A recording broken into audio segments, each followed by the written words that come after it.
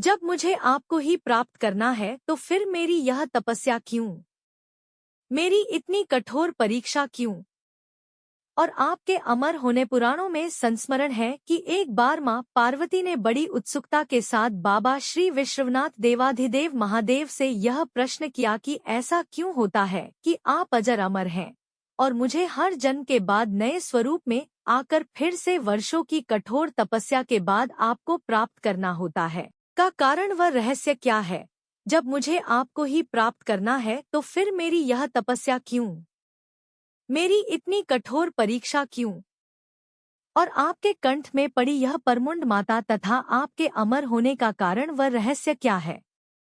महाकाल ने पहले तो माता को यह गूढ़ रहस्य बताना उचित नहीं समझा, परंतु माता की स्त्री हट के आगे उनकी एक न चली। तब अंतवोगत्व्या महादेव शिव को मां पार्वती को अपनी साधना की अमर कथा, जिसे हम अमरत्व की कथा के रूप में जानते हैं, इसी परम पावन अमरनाथ की गुफा में कही। भगवान शंकर ने मां पार्वती जी से एकांत व गुप्त स्थान पर अमर कथा सुनने को कहा, जिससे कि अमर कथा को कोई भी जीव, व्यक्ति और यहाँ तक कोई पशु पक्षी न सुन ले, क्योंकि जो कोई भी इस अमर कथा को सुन लेता वह अमर हो जाता। इस कारण शिव जी मां पार्वती को लेकर किसी गुप्त स्थान की ओर चल पड़े। सबसे पहले भगवान भोले ने अपनी सवारी नंदी को पहलगाम पर छोड़ दिया, इसलिए बाबा अमरनाथ की यात्रा पहलगाम से शुरू करने का तात्पर्य या बोध होता है। आगे चलने पर शिव जी ने अपनी जटाओं में चंद्रमा को चंदनवाड़ी में अलग कर दिया और गंगा जी को पंचतरणी में और कंठाभूषण सर्पों को शेषनाग पर छोड़ दिया। इस प्रकार इस पड़ाव का नाम शेषनाग पड़ा। आगे की यात्रा में अगला पड़ाव गणेश टाप पड़ता है। इस स्थान पर बाबा ने अपने पुत्र गणेश को भी छोड़ दिया था, जिसको महागुणा का पर्वत भी कहा जाता है। पिस्सू घाटी में पिस्सू नामक कीड़े को भी त्याग दिया। इस प्रकार महादेव ने अपने पीछे जीवनदायिनी पांचों तत्वों को भी अपने से अलग कर दिया।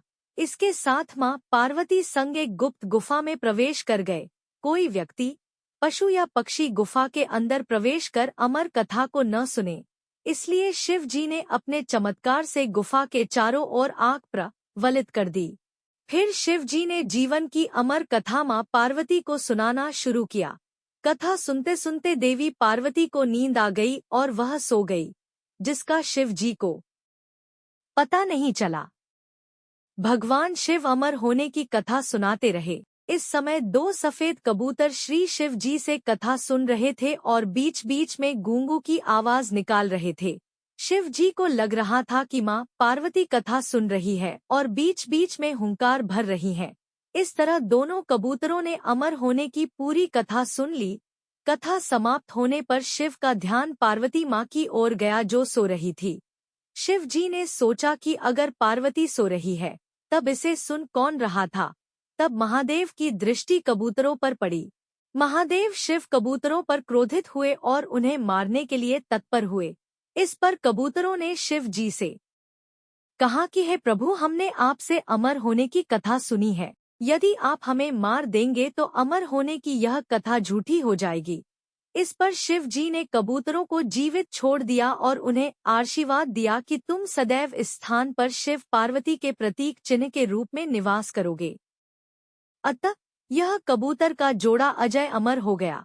माना जाता है कि आज भी इन दोनों कबूतरों का दर्शन भक्तों को यहाँ प्राप्त होता है। इस तरह से यह गुफा अमर कथा की साक्षी हो गई व इसका नाम अमरनाथ गुफा पड़ा, जहाँ गुफा के अंदर भगवान शंकर बर्फ के निर्मित शिवलिंग के रूप में विराजमान है। पवित्र गुफा में मां पार्वती के अलावा गणेश के भी अलग से बर्फ से निर्मित प्रतिरूपों के दर्शन किए जा सकते हैं। इस पवित्र गुफा की खोज के बारे में पुराणों में भी एक कथा प्रचलित है कि एक बार एक गडरिये को एक साधु मिला, जिसने उस गडरिये को कोयले से भरी एक बोरी दी, जिसे गडरिया अपने कंधे पर लाद कर अपने घर को चल दिया। घर आकर उसने बोरी खोली तो वह आश्चर्यचकित हुआ, क्योंकि कोयले की बोरी अब सोने के सिक्कों की हो चुकी थी। इसके बाद वह गडरिया साधु से मिलने व धन्यवाद देने के लिए उसी स्थान पर गया जहाँ पर साधु से मिला था, परंतु वहां उसे साधु नहीं मिला, बल्कि उसे ठीक उसी जगह एक गुफा दिखाई दी। गडरिया जैसे ही उस गुफा के अंदर गया तो उसने वहां पर देखा कि भगवान भोले शंकर बर्फ के बने शिवलिंग के आकार में स्थापित थे। उसने वापस आकर सबको यह कहानी बताई और इस तरह भोले बाबा